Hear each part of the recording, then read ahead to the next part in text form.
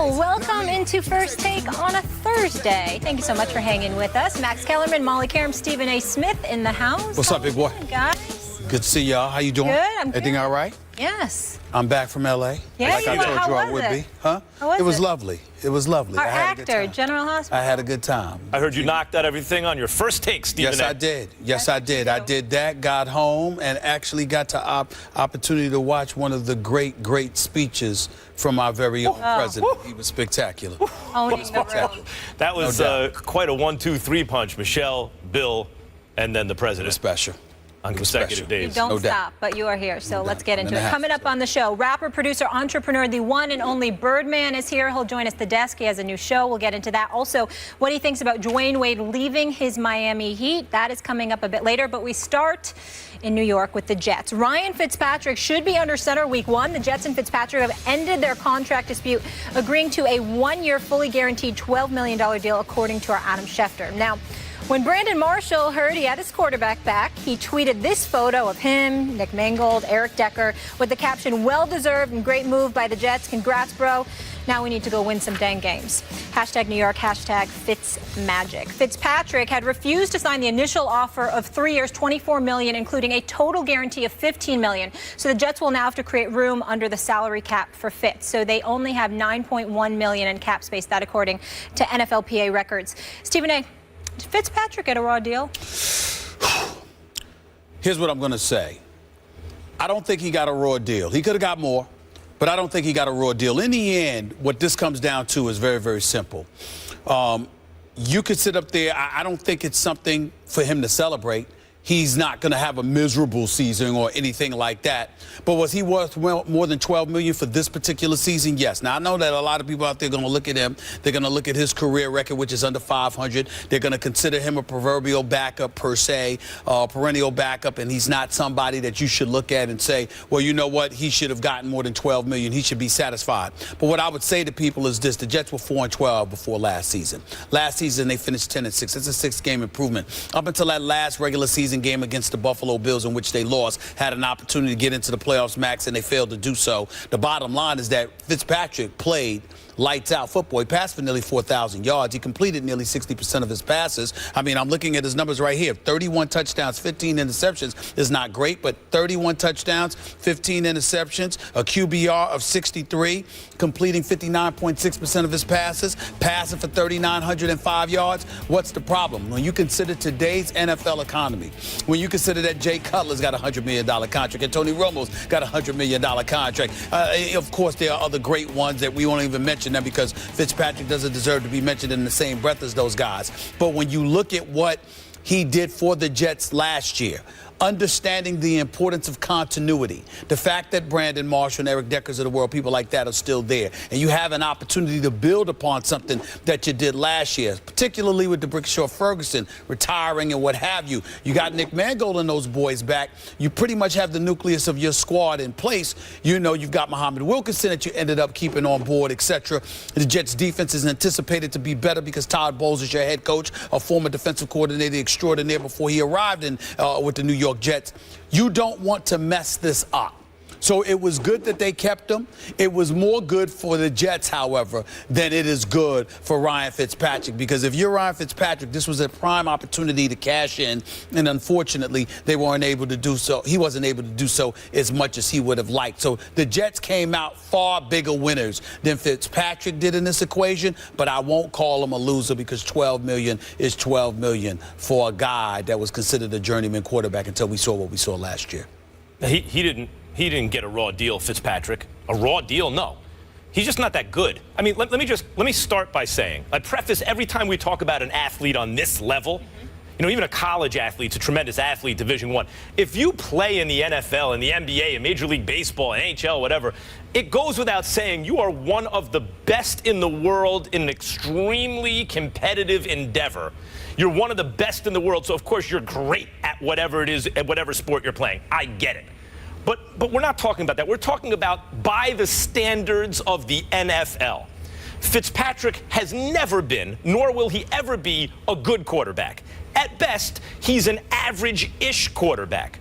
Now, if you're an average-ish quarterback, Stephen A., as you mentioned, in this day and age, given the vertical passing game, the importance of offense, being able to throw the ball down the field, given the moment of leverage for the Jets, who have a very good squad, and also given the fact that Geno Smith is the backup and he has never shown college or pros that he's never given the indication that he could ever be consistent enough to be your starting quarterback and really make hay in the playoffs. Right. Given all of that, there was some leverage here for Fitzpatrick.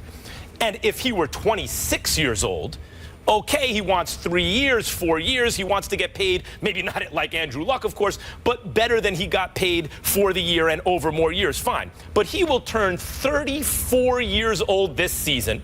He's never really had one decent season in the past before this one. Turning 34 years old, and you mentioned it.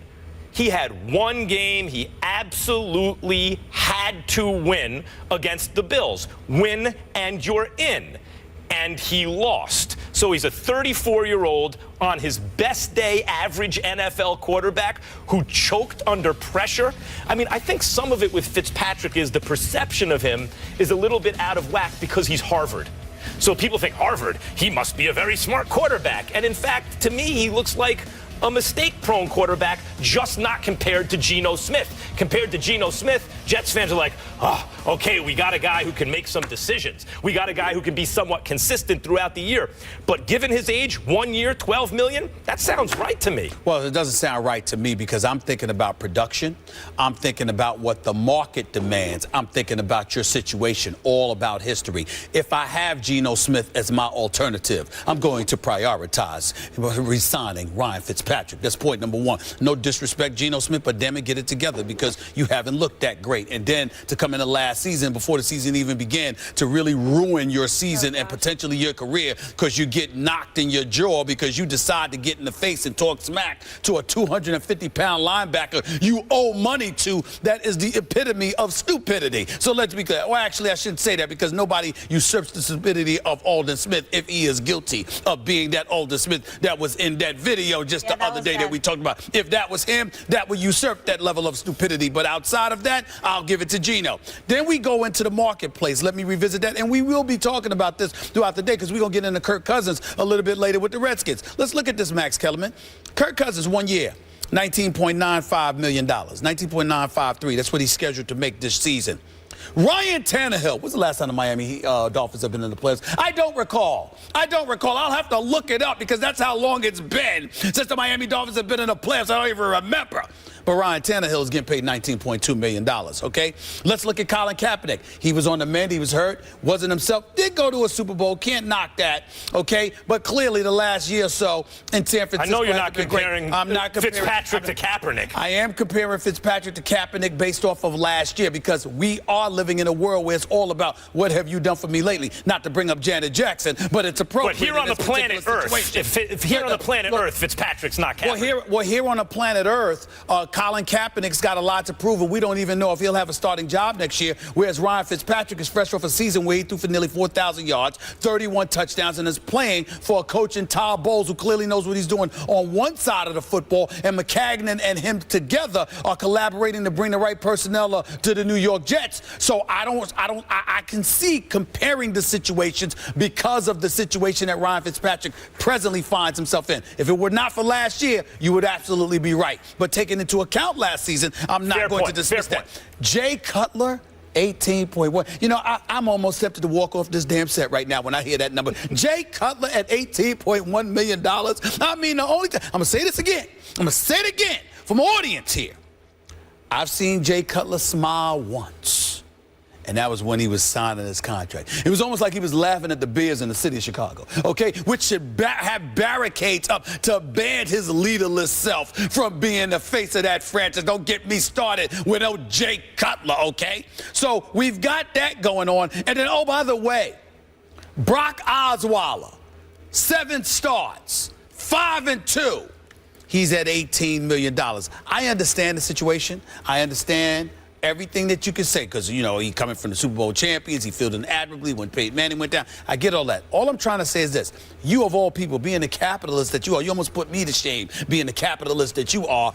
Considering that, when you look at the market and you look at the money that's out there, to give you those numbers and then to go to Ryan Fitzpatrick at $12 million, right now that ranks 23rd in the NFL in terms of salaries based on what I'm looking at right here. Well, he's at number 23. Yeah, I'm just looking at it. I'm like, Okay, look. All right. Look, everyone you just mentioned. Let's table Jay Cutler for a second. Thank you.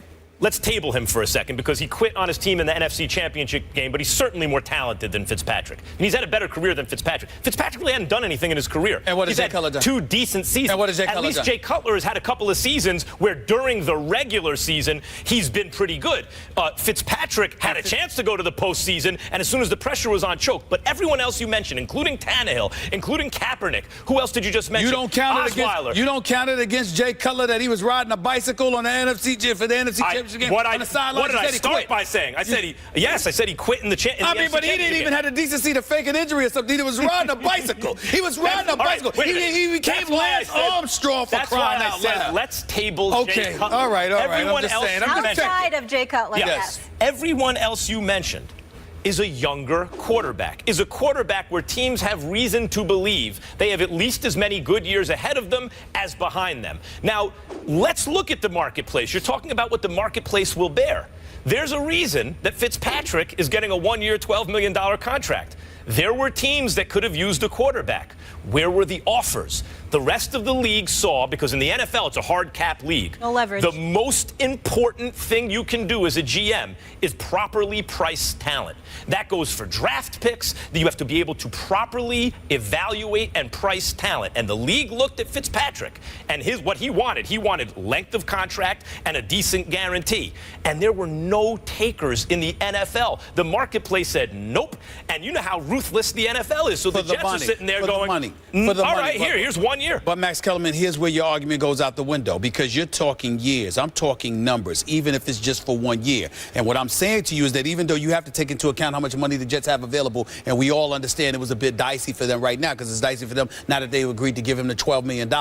I'm saying to you, for this 1 year, I'm not talking long term, for this 1 year, when you consider the season the Jets are coming off of, what you're considering Tyrod Taylor and his evolution in Buffalo and what they're going to bring, when you consider that Gase, who did a decent job, a very good job making Jay Cutler look decent, that's now in Miami, and what they're trying to do with Tannehill, you got to take that into consideration. When you know that Tom Brady is going to be fresh off a 4-game suspension, going to have attitude with everybody, and is going to run roughshod over the AFC East, if history is any kind of indication.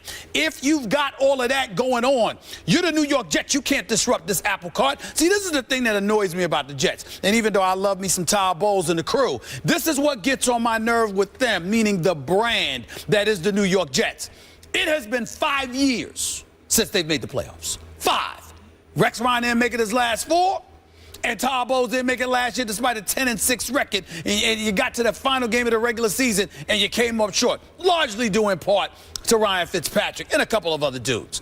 Here's what gets on my nerves about this. I can't stand when they walk around like they've won something and they get to sit up there. Oh, you know, it's all right. It's okay. We gotta mind our manners with this. We've got to mind our finances with that. Blah, blah. You know what? You need to remind us that you are actually trying to attempt to make a playoff berth. We need to remember this about the Jets, because they damn sure don't do a good job of reminding us that they're trying to be a playoff team. Well, they're doing it now. I love when you make my point for me. Thank you for giving me all this evidence. I disagree. Next week, by the way. You say, 30 plus touchdowns, 15 interceptions. 31. 3 interceptions in the game they needed to win. Sure. In other words, it would have been a really nice season, except instead of 12, it's 15 interceptions, because when you needed him most, he choked. Mm-hmm.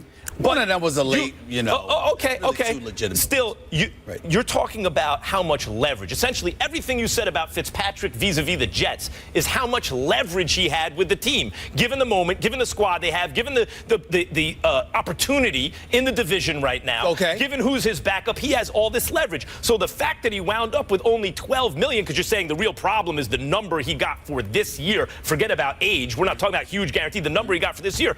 What does that tell me? What does that tell everyone that there wasn't a market out there for him. No, that he overplayed his hand. That's on Fitzpatrick. When there was more of a market, before teams spent their money, he was a little greedy. He was going for a little too long contract, a little too many, Talk about, a few too many years. He overplayed his hand. Stop the presses. Max Or else he Kellerman wouldn't get more coming than across 12 as million. a flaming hypocrite on First Take. You are going to sit up there and talk about somebody overplaying their hand or going for the money? Yeah. Are you crazy? Yeah.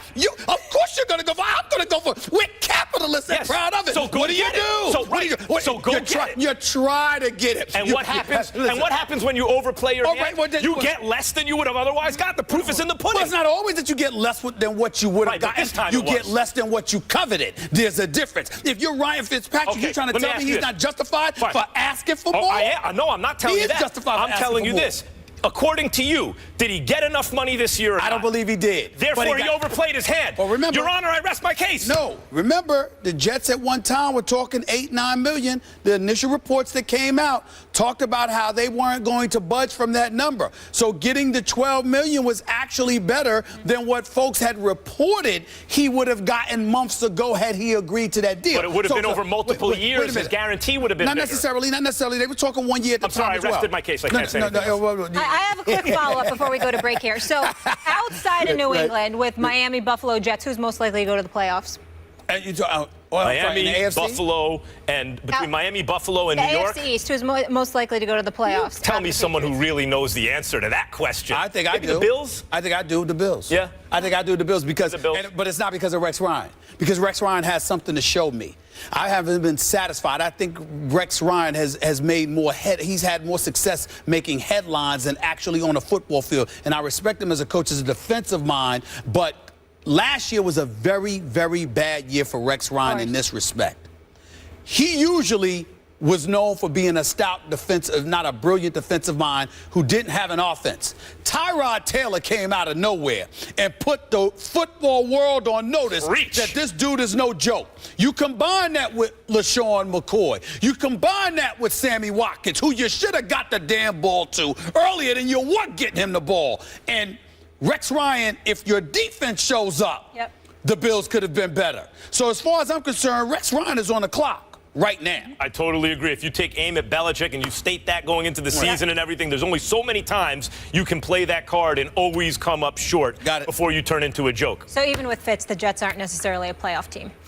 When we come back, more quarterback issues in Denver. Peyton Manning not walking through that door, so will John Elway be able to replace the legend with the quarterbacks on the Broncos roster? That is the discussion next. And you don't want to go anywhere because Birdman will be here to talk about his favorite player, Russell Westbrook, and where does he see Russell calling home after next season? Stay tuned here on